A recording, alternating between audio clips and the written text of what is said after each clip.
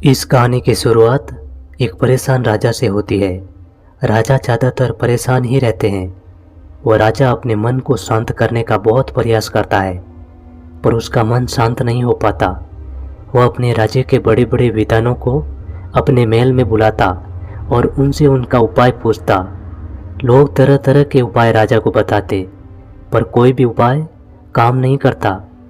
एक दिन एक व्यक्ति राजा के पास आता है और कहता है, आपके मन को शांत करने का एक उपाय है।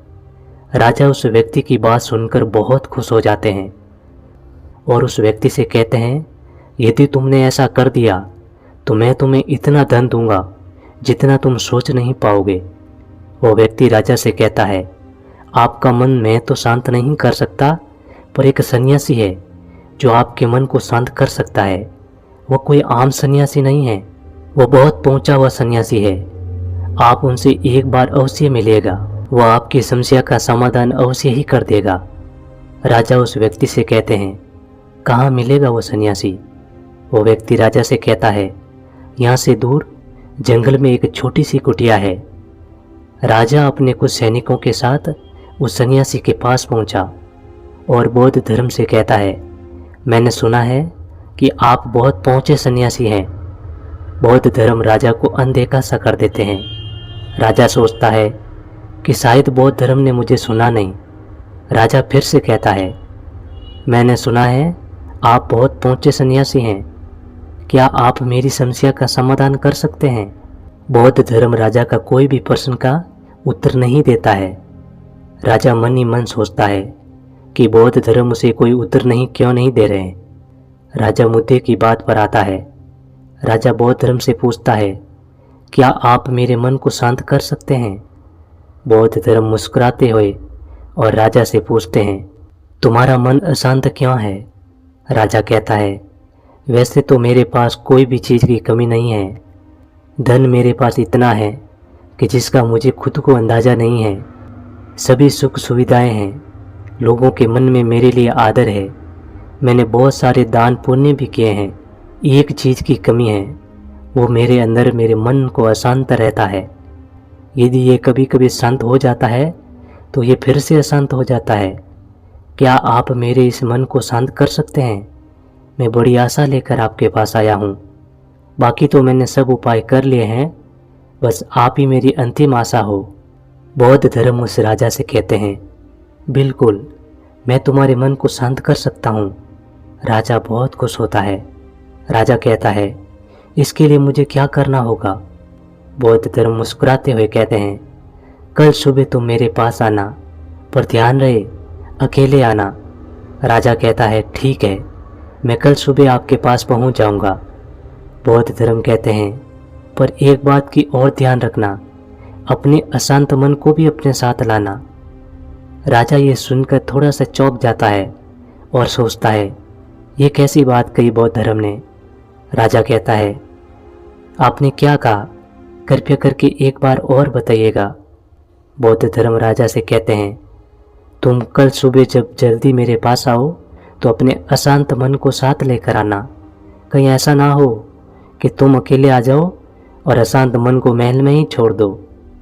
राजा सोचता है कि ये व्यक्ति कोई पागल है, पर क्योंकि अब राजा के पास कोई विकल्प नहीं है, इसलिए वो सोचता है कि एक बार प्रयास कर लेना चाहिए। अगले दिन राजा अकेले सुबह सुबह बौद्ध धर्म के पास पहुंचता है और कहता है, मैं आ गया।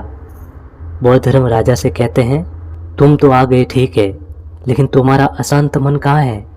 लाओ, वो मुझे दे दो, मैं उसे अभी शांत कर देता हूँ। राजा कहता है, आप ये कैसी बात कर रहे हैं?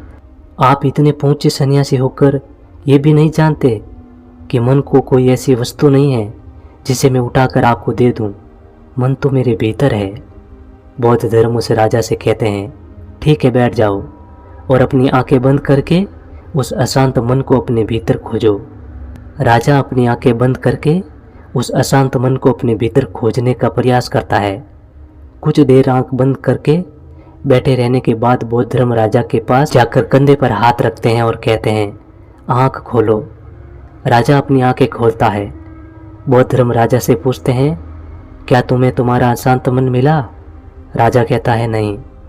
बौद्ध धर्म राजा से कहते हैं कोई बात नहीं, अब तुम कल प्रयास करना, आज के लिए इतनी खोज पर्याप्त थी।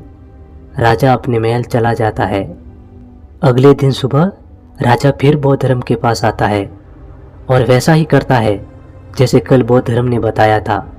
राजा बैठ जाता है और अपनी आंखें बंद कर लेता है और अपने उस अशांत मन को अपने भीतर ढूंढने का प्रयास करता है। बहुत देर तक राजा बैठा रहा। बौद्ध धर्म फिर से राजा के कंधे पर हाथ रखते हैं और कहते हैं क्या तुम्हें तुम्हारा अशांत मन मिला? राजा बड़ी शांत आवाज में बौद्ध धर्म से कहता है नहीं। बौद्ध धर्म राजा से कहते हैं कोई बात नहीं, आज के लिए इतना ही पर्याप्त है, अब तुम कल आना। अगले दिन सुबह राजा फिर बौद्ध धर्म के पास आया और वैसे ही करता है जैसे पूरे 2 दिन से कर रहा था।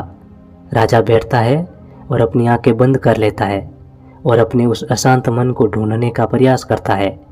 इस बार बौद्ध धर्म राजा के कंधे पर हाथ रखकर उसकी आंखें नहीं खुलवाते। राजा बस अपनी आंखों को बंद करके बैठा रहता है। काफ़ी समय बीत जाता है। बौद्ध धर्म राजा के पास ही बैठे रहते हैं। पूरा दिन बीत जाता है, पूरी रात बीत जाती है, पर राजा आंखें बंद करके अपने उस अशांत मन को ढूंढ रहा होता है। अगले दिन सुबह राजा की आंखें खुलती है और जैसे ही राजा की आंखें खुलती है वह राजा अपने सिर को बौद्ध धर्म के चरणों में रख देता है और कहता है मुझे मेरा अशांत मन तो नहीं मिला, पर वो शांति जरूर मिली जिसकी तलाश में वर्षों से कर रहा था और इतने दिन इस दुनियादारी में भटक रहा था। उस राजा की तरह कहीं आप भी अपने मन की शांति कहीं बाहर खोज रहे हो? वो शांति कहीं बाहर नहीं मिलेगी, वो शांति आपके भीतर है। बस आपको ज़रूरत है अपने भीतर की खोजने की, अपने भीतर की उस बिंदु को, उस जीरो को खोजने की ज़रूरत है। उसके बाद आपका मन कभी अशांत नहीं होता। उम्मीद है ये कहानी आपको पसंद आई होगी। यदि कहानी पसंद आई हो तो वीडियो को लाइक और चैनल को सब्सक्राइब ज़रूर करिएगा। मिलते हैं अगली कहानी में, तब तक के लिए अपना ख्याल रखें।